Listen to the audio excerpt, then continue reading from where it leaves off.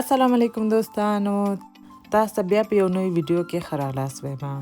غواړم په دې ویډیو کې تاسو سره د بریاني یو داسې ریسیپي شریکه کړم چې د نور ریسیپیانو نه جلا، چټکه او خوندور وي.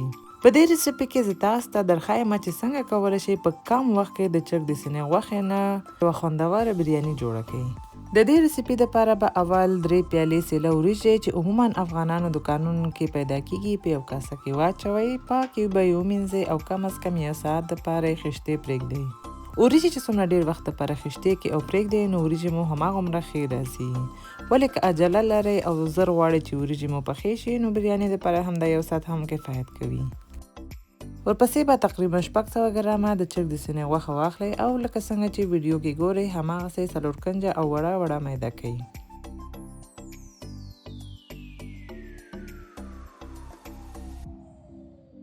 بیا به دا ټوله غوښه په یو ډوښي کې واچوئ. ورپسې به 2 پلیه هوږه، 4 غټې قاشقې د بریاني مساله، که چیرې ډېر تریخ غواړئ کولی 6 غټې قاشقې پکې واچوئ او برانډ هم پروا نه کوي چې هر یو وي. 3 غټې قاشقې به مستې پکې واچوئ، 1 وړه قاشقه مالګه، نیمه وړه قاشقه کورکمن، 2 غټې قاشقې د لیمو اوبه هم واچوئ. بیا به دا ټول مواد ښه سره ګډ کړئ او تقریبا نیم ساعت دپاره یې همداسې اخته کړي پرېږدئ چې غوښه مساله ښه ځان ته جذب کړي. نیم ساعت بعد به 2 میانه سایز او یا هم 1 دانه غټ پیاز واخلئ، پوستکي یې لرې کړئ، پاکې ومینځئ او دغسې اوږده میده کړئ.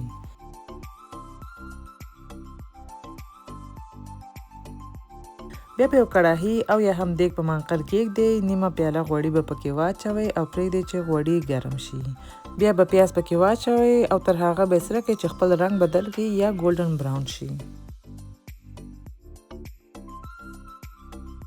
ورپسې به اخته شوې غوښه پکې واچوئ او 1 څو دقیقو دپاره غوښه هم پکې سره کړئ.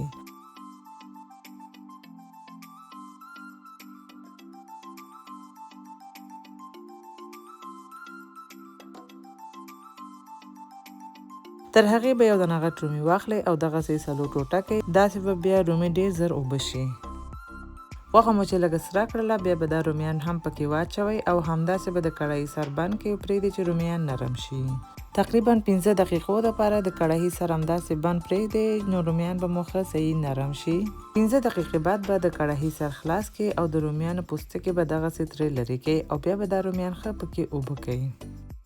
رومیان چې څومره ښه حل کېږي هماغومره بیا د قورمې رنګ هم بدلیږي او که چیرې لږ نور هم سور رنګ غواړئ نو کولی شئ 1 قاشق رب هم پکې واچوئ، ولې ضرور نه دی. بیا به پکې نیمه پیاله اوبه واچوئ او دوباره به یې سر بند کړئ. 10 دقیقو دپاره یې پرېږدئ چې غوښه هم نرمه شي او اوبه هم پکې ورکې شي. دا چې دا غوښه ډېر زر نرمیږي نو ډېر اوبو اچولو ته ضرورت نشته. همدا اوبه چې پکې ورکې شي نو غوښه به ښه صحیح نرمه شوې وي. که غواړئ چې بریاني مو لږ ترسکونه راشي نو کولی شئ 1 څو دانې آلو بخاره هم پکې واچوئ. بیا به لږ نور هم سره کړئ چې غوړي را پرېږدي. دغسې چې غوړي را پرېښودل بیا به منقل ګل کړئ او دیګ به ترې لرې کړئ. ورپسې به یو بل لوښي کې جوش اوبه واچوئ. اوبه پکې هماغومره واچوئ چې وریجې ښې پکې نرمې شي. مقدار یې تعین نه دی، تقریبا 1.5 لیټر نه تر 2 لیټره مو پکار وي. بیا به 2 دانې دا پاڼې چې ورته بی لیفز وایي او هندوستانیان ورته تیز پته وایي او زه عموما همدا هندي دکانونه اخلم. دې سره د بریاني بوی او خوند یو څه ښه راځي. که چیرې تاسو سره نه وي نو هېڅ پروا نه کوي، تاسو کولی شئ بغیر د دې نه هم وریجې وخوټوئ. ورپسې به 1 غټه قاشقه مالګه، 1 څو دانې شین هیل، 1 څو دانې لونګ هم پکې واچوئ او په آخر کې به خیشتې شوې وریجې هم پکې واچوئ. اوس به نو دا وریجې وخوټوئ چې نرمې شي. دا به تقریبا 10 دقیقې وخت ونیسي چې نرمې شي. وریجې چې دغسې دانه داره شوې نو مطلب نرمې شوې دي. تاسې کولی شئ 1 دانه وریجې راوباسئ او چک کړئ چې نرم شوي دي که نه. که نرم شوې وي نو بیا به چاڼ کړئ او همداسې پرېږدئ چې اوبه بیخي ترې لاړې شي. بیا به وریجې دم کولو ته آماده کړئ چې اول لږ وریجې په دیګ کې واچوئ او هوارې کړئ. په سر به یې بیا غوښه او لږه قورمه واچوئ. لږه قورمه به یې وساتئ چې بیا بل قطار کې پرې واچوئ. بیا به باقي وریجې هم پرې واچوئ او ښه به یې هوار کړئ. په سر یې تاسې کولی شئ 2 ټوټه لیمو کېږدئ، دې سره ډېر ښه خوند کوي. بیا به باقي قورمه او غوړي هم پرې واچوئ. ورپسې به لږه د زیرې پوډر هم پرې واچوئ که غواړئ چې بریاني مو لږه رنګه او ښایسته ښکاره شي نو کولی شئ دغه نارنجي رنګ لږ اوبو سره ګډ کړئ او بیا یې د وریجو په سر واچوئ.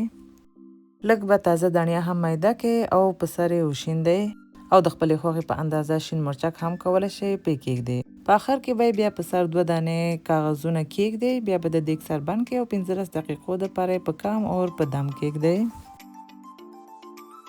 وریجې چې ښه صحیح دم شوې بیا به کاغذونه ترې لرې کړئ او په ډېر احتیاط سره به وریجې سره ګډ کړئ.